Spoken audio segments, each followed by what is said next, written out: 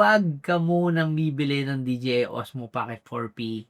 Antayin mo yung So recently galing ako sa isang DJI store. And in fairness, unlike yung release ng Osmo Pocket 3, ngayon, pag-release nila or pag-announce na nila, meron na agad stocks at maraming stocks ng Osmo Pocket 4P. Although I'm very excited to purchase, pagdating ko doon, hindi muna ako bumili.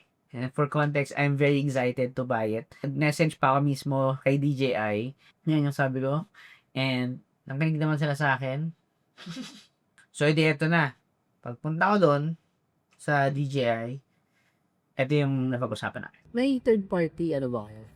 Accidental damage. Accidental. Warranty, sir. Kay Pocket 4P, sir, wala ka. Wala pa. Pero kay 4, meron na tayo nung parang insurance niya. Anong ano yan?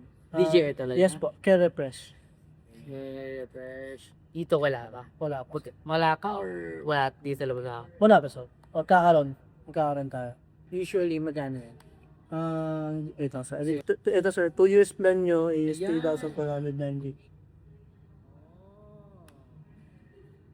Tagal kasi dumating, sir, nung unang batch eh. Pero siguro mga next month pa yan, sir. Next month. So, Tsaka yung covered pa dyan, yung pwede mo atang palitan yung unit mo ng bago. exactly. Oh, sir. Yun yung, Yeah. So, maganda po yun, sir.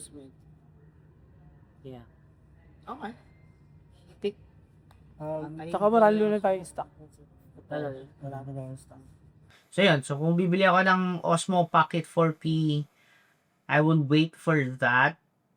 Care Refresh 2-year warranty. Itong Pocket series na to, it's not as rugged or as durable kaysa doon sa mga action cam nila, like the action cam, the action series, and then the 360 series. So it's more delicate, kung mga hindi siya pwedeng pang, alam mo yung pang harabas. So medyo backstory muna tayo ng konti.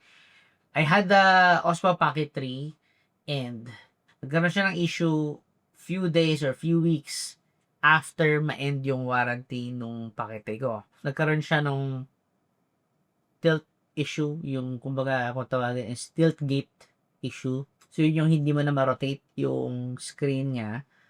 And although I can keep it that way, I can live with that. Pero so sabi ko, okay, medyo matagal pa yung release ng Pocket 4. And syempre kung kailangan ko na siyang i-flip, medyo mahirap ding ibenta yon kung may issue na. So, yung damages ko doon, 2,000 for processing ata or sending it to Hong Kong. Nung nirepair na nila, ang quote sa akin is 8,000. And then, syempre, transpo ko siguro mga 12,000 yung total na nagastos ko just to have it serviced. And again, this is sa DJI Service Center. So, ikaw, kung napaplano kang bumili and you have the same concern, then kung ako sa'yo, wait for that. Or, I don't know, siguro, look, kung gigil ka nang bumili, maghanap ka ng mga third-party services or extended warranty or accidental damage warranty, something like that.